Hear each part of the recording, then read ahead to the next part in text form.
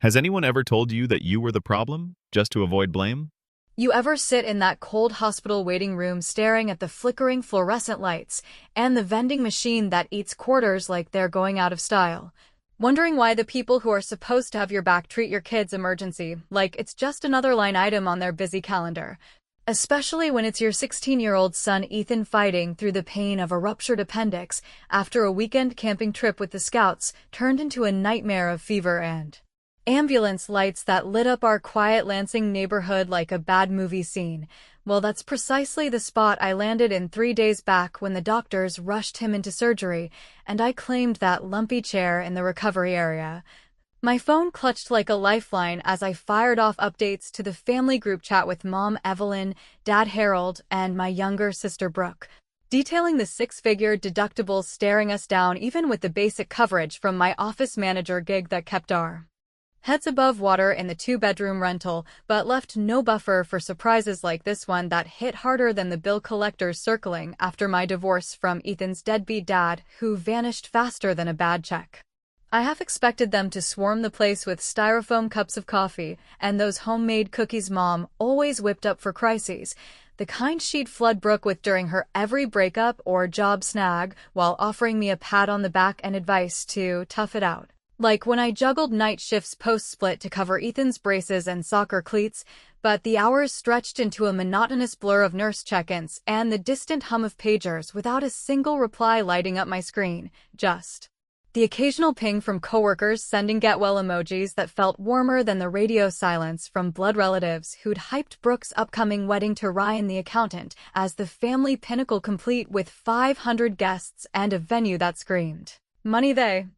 swore came from smart saving rather than the credit lines I suspected. By the time the surgeon poked his head out around midnight with news that the operation went textbook smooth and Ethan was stirring in post-op with that groggy smile cracking jokes about ditching gym class for a week, relief washed over me mixed with a sour undercurrent of abandonment because not one of them had bothered to call, not even Dad with his gruff voicemails about handling things that never extended past wiring cash to Brooke's latest whim like the European vacation she took right after I buried my savings in Ethan's school supplies during a lean year, so I gathered our things in the dim hallway light and drove home through the empty streets, the rain starting to patter against the windshield like unshed tears while Ethan dozed in the passenger seat clutching his stuffed bear from childhood that he pretended to outgrow but never quite did. 3 days later, with him propped up on the couch surrounded by blankets and his gaming console to ease the boredom of recovery that kept him from school and me from full shifts, I was knee-deep in sorting medical paperwork at the kitchen table that doubled as my home office when Mom's text buzzed in at high noon. Phrased like a casual ask for sugar from the neighbor, but demanding $10,000 transferred pronto for Brooke's custom wedding dress from that fancy Detroit boutique because the designer jacked the price on alterations and they were stretched thin after locking in the caterer who promised lobster tails for the rehearsal dinner. Her expectation hanging there bold as brass, as if my kid's hospital stay was a footnote to the real priority of silk organza and pearl beading that would make Brooke the belle of the ball in ways my practical prom dress never could. The sheer nerve of it twisted in my gut like the knife they used on Ethan's appendix, flashing me back to high school when Mom fronted the full cost for Brooke's gown. While I made do with a thrift find because you don't fuss over looks like she does, so without pausing to second-guess the fallout, I pulled up my banking app on the spot, sent exactly $1 with a pointed memo reading by a conscience. It pairs better with the veil and won't fade after the honeymoon, hitting confirm with a bitter chuckle that echoed in the empty kitchen because it felt like the perfect mic drop to years of being the family ATM without reciprocity, picturing Mom's face scrunching in confusion as the notification dinged on her end amid her afternoon soap operas. Come morning, as I stirred a pot of oatmeal for Ethan's bland diet and scrolled work emails to catch up on the backlog from my abbreviated hours, Dad's call jolted me from the routine. His tone laced with that familiar bluster edged with desperation about their credit cards getting bounced at the local Kroger for a cart of basics like eggs and ground beef, probing if I'd messed with the accounts since. The timing synced too neatly with my symbolic payback and the wedding vendors starting to hound them for outstanding tabs, but in his rambling explanation, he let drop that Brooke was in full meltdown mode over the dress holdup, and they were scrambling a contingency involving some antique jewelry from Grandma's estate that nobody had breathed a word about before, the connection cutting short as he muttered about calming Brooke down before she alerted Ryan's folks to the snag. Hanging up with my pulse thrumming from the mix of smug satisfaction and creeping worry, I glanced at Ethan coloring his recovery chart with markers in the living room, his innocent question about why family always seemed to forget us, hanging in the air like smoke from a fire I might have just lit, because if a lone dollar could send ripples through their polished world, what hidden currents were churning beneath the surface of this wedding farce, and as the day unfolded with more evasive texts from Mom, downplaying the card issue as a temporary glitch, the uncertainty settled in deeper, making me wonder if this was the start of unraveling truths or just the prelude to a bigger family implosion that could drag us all under before the cake was even cut. Rousing to the insistent buzz of my alarm that pulled me from a fitful sleep haunted by visions of Ethan's pale face in the hospital bed and Mom's text demanding wedding funds like it was my job to finance their fantasies, I silenced the noise and padded to the kitchen where the coffee maker hissed its morning promise of clarity amid the clutter of unpaid bills stacked like accusations on the counter, pouring a mug strong enough to cut through the fog while Ethan shuffled in still favoring his side and asking if Grandma had called yet with her famous chocolate chip cookies that always materialized for Brooke's sniffles, but somehow evaporated when it came to our real needs. Shaking off the resentment that bubbled up like overboiled water, I got him settled with toast and fruit before logging into work from the laptop on the dining table that doubled as our command center for everything from school portals to budget trackers, the spreadsheets waiting patiently unlike the family drama that escalated overnight with a voicemail chain from Dad grumbling about the card glitches resolving, but vendors now breathing down their necks for the full dress deposit, his hints at tightening belts ringing hollow given how they'd splurged on Brooke's engagement party with a live band and shrimp towers while I scraped together potluck dips for Ethan's birthday last fall. That lull between emails gave me the window to dig deeper into the wedding whirlwind,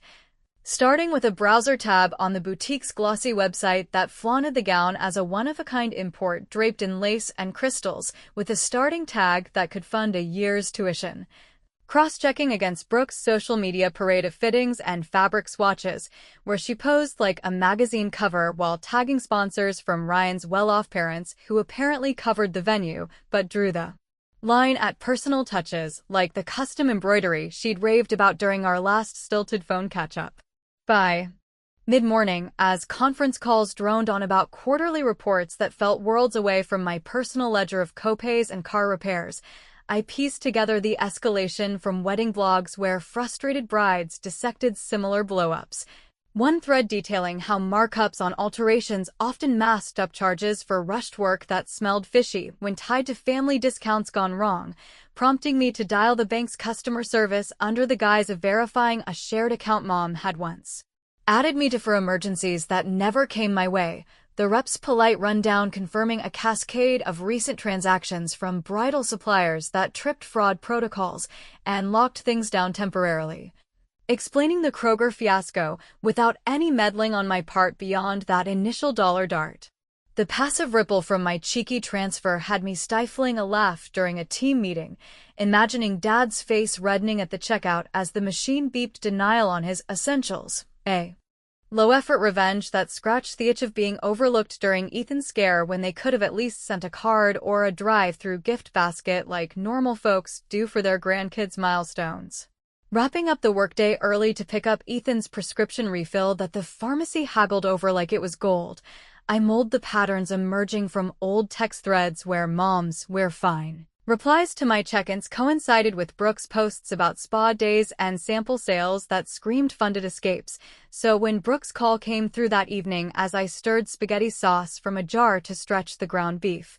her voice emerged with that polished plea wrapped in sisterly warmth, asking for a quick favor on the dress loan framed as bridging a gap until Ryan's bonus hit. I leaned into the conversation, letting her spill details on the budget creep from $8,000 to the current $12,000 with veil add-ons and rush fees that vendors justified as market rates. Her casual mention of bundled packages, including a florist who delayed invoices until payment cleared, set off alarms until she glossed it over with giggles about mix-ups in the chaos, but hanging up after vague nods to sleep on it.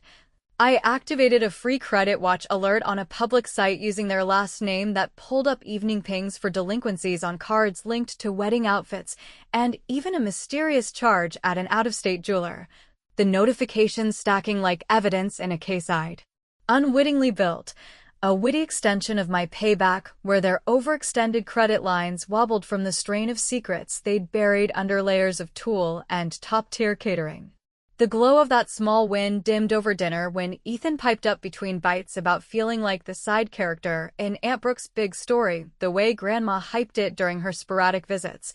His perceptive hurt making me pause fork midair because my online sleuthing might expose the favoritism, but also risked hardening him against the family ties that could still salvage something real if I didn't push too far. That nagging pull intensified as another message from Mom landed past 9, this time forwarding a digital invoice for the gown's initial payment that appeared legit at first glance, but with timestamps that clashed against what Brooke had described from her fitting last week. The fine print blurring under my phone screen as I magnified it in the low light, the discrepancy hinting at doctored details that could unravel more than just the wedding budget if I kept tugging the thread.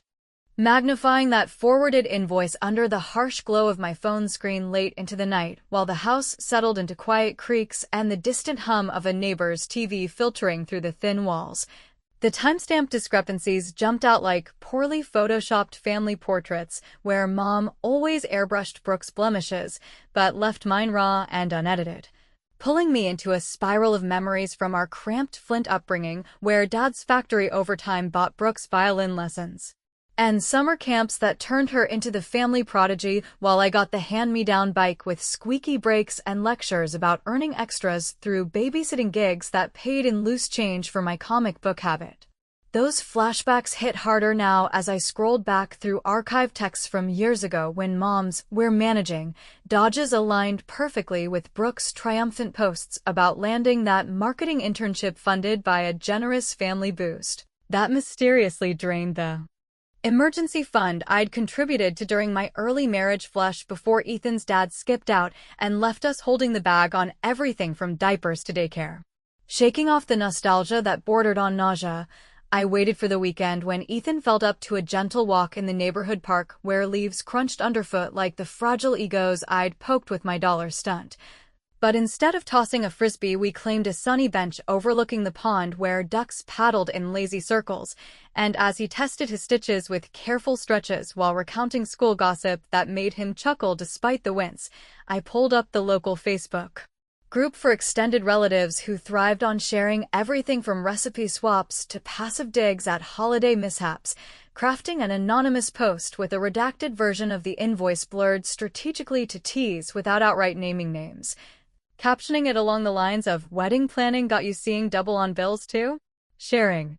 for those vendor horror stories that make you question the fine print, and attaching a generic image of a mismatched receipt that echoed the one Mom sent. Watching within minutes as cousins piled on with empathetic comments about their own event overruns that veered into subtle nods at our family's generous but stretched habits. The digital snowball gained momentum through the afternoon, drawing in aunts who'd cooed over Brooke's engagement brunch, but sent store-bought cards for Ethan's science fair wins. Their replies laced with knowing emojis and private messages to the group admin that speculated on familiar patterns without crossing into outright scandal.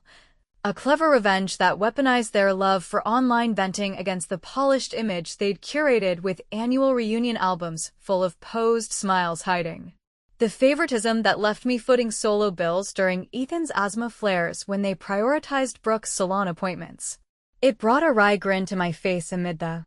park breeze rustling the trees, picturing Mom scrolling her feed in her recliner with Dad's newspaper folded nearby, the exposure forcing cracks in their narrative without me having to drive across state lines for a shouting match that would only end in more guilt trips about dividing the family. Yet the humor faded during our walk home when Ethan lagged a step behind, his voice small as he admitted overhearing my late-night calls and feeling like the invisible grandkid In the stories Grandma spun about Aunt Brooke's adventures that always starred her as the lead. His vulnerability twisting the knife because my social media sleuthing might spotlight the inequities, but also risked teaching him to harbor grudges in a world where single-parent households already fought uphill battles against judgment from extended kin who saw stability as a choice rather than a grind. That evening, fortified with a casserole from the freezer that stretched into 2 meals, I delved further into the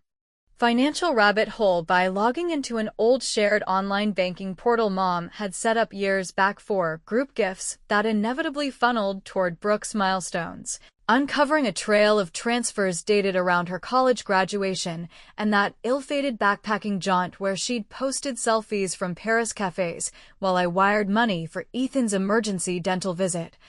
The amounts adding up to patterns that screamed preferential loans disguised as support, prompting a discreet email to a former coworker now working fraud detection at a credit union for tips on spotting irregularities in family accounts without alerting the principals. Her response came swift and sobering, flagging the transactions as potential unreported loans that skirted gift tax limits and could invite IRS scrutiny if audited.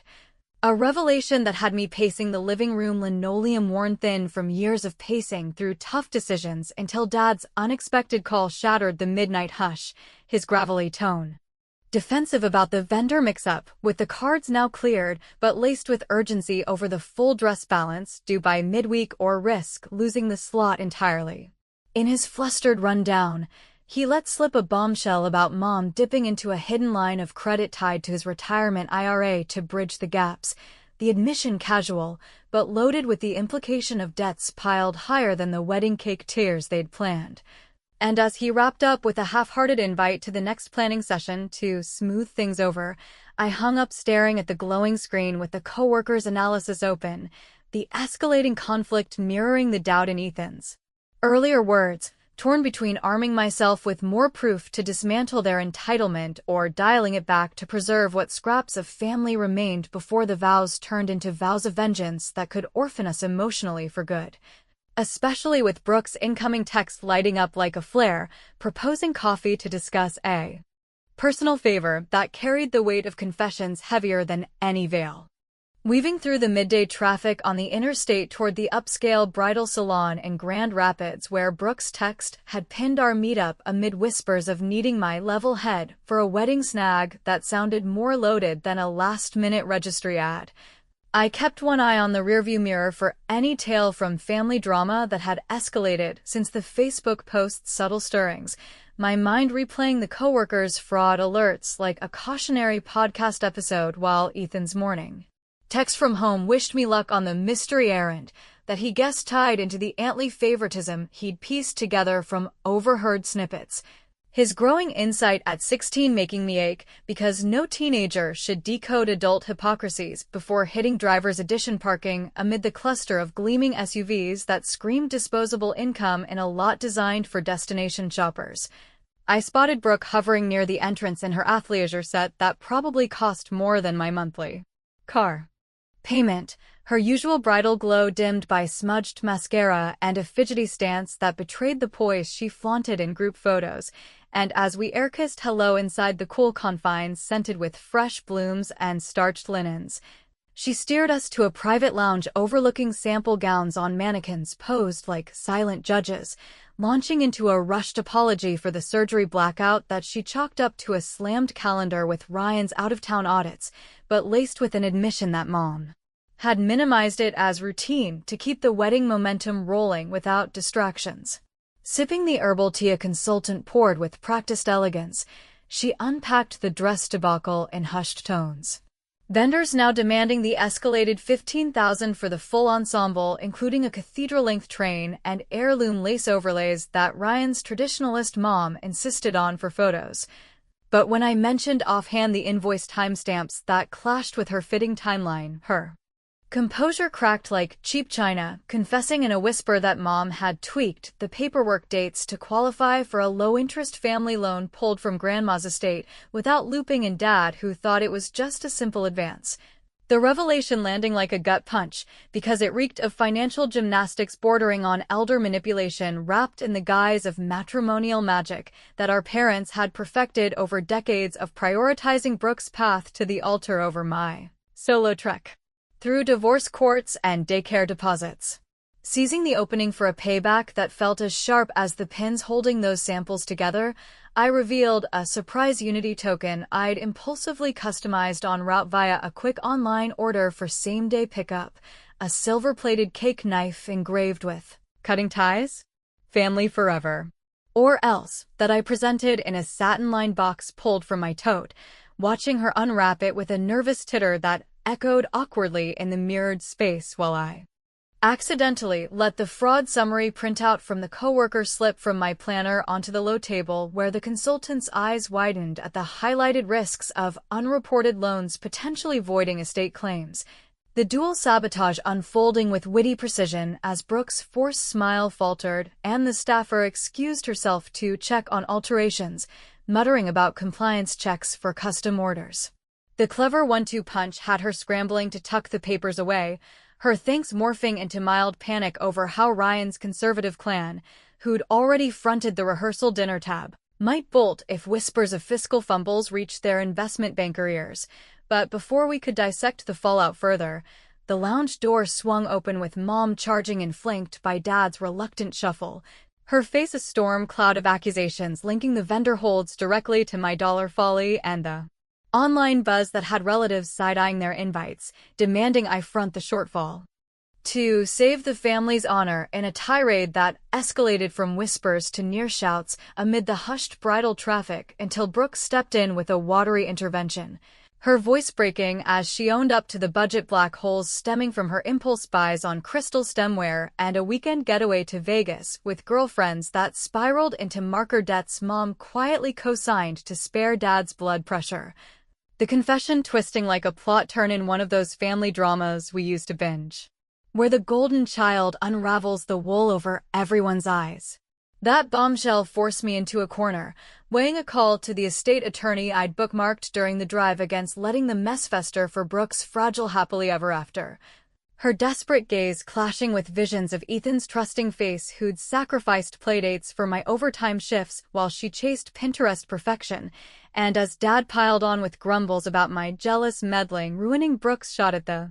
stability he swore she deserved over my unconventional setup. The consultant reappeared with a tablet alert about yet another bounced veil deposit that ignited fresh chaos, with Mom fumbling her phone to silence an incoming call from a number she labeled as billing services, in a hush that screamed overdue sharks circling the perimeter. Bolting from the lounge with Brooke's frantic texts pinging in pursuit and the engraved knife clutched like a talisman of partial justice, I gunned the engine toward home, leaving the salon in my dust.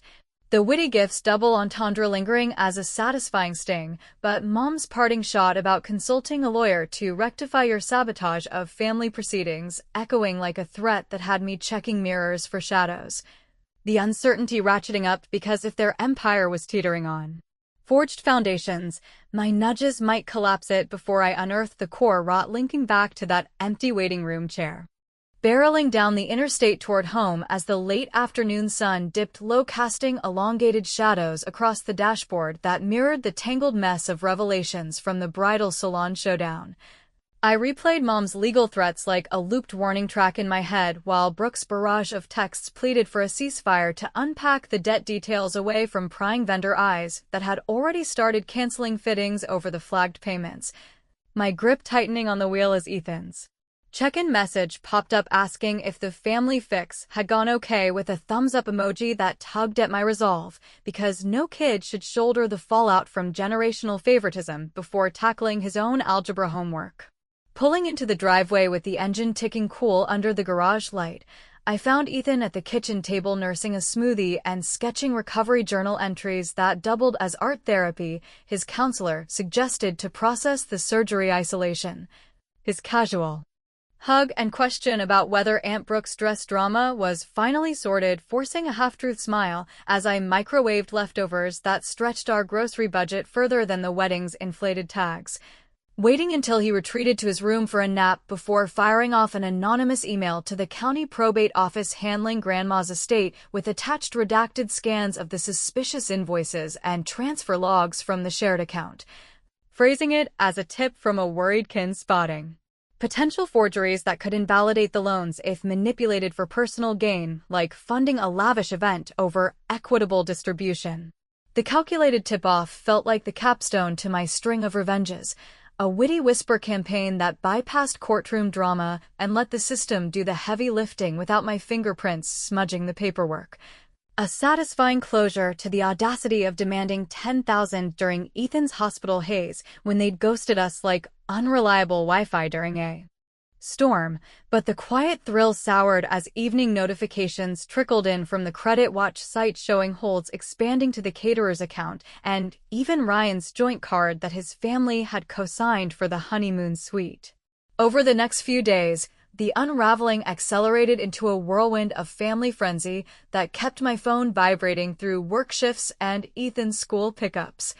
Brooke calling in floods of tears as the florist bailed, citing payment red flags that snowballed into the DJ and photographer following suit with emails about contract breaches. Ryan's buttoned-up parents yanking their rehearsal dinner contribution amid hushed boardroom talks of reputational risks that hit their social circles like a poorly timed merger announcement, and Mom's messages evolving from indignant rants about my betrayal to evasive deflections framing the whole as a temporary vendor revolt. While Dad left voicemails thick with regret for overlooking the surgery, but laced with admissions that Brooks' spending echoed his own youthful flings at the horse races that nibbled away at early nest eggs before kids entered the picture. Piecing the puzzle during stolen moments when Ethan practiced his guitar in the living room, I resurfaced old voicemails from Mom's cryptic updates about lending Brooke a hand that now aligned with casino receipt traces Jenna from the salon had discreetly texted as a heads-up, revealing Mom's quiet co-signing of high-interest markers to buffer Dad from the stress of Brooke's Vegas benders disguised as bachelorette escapes.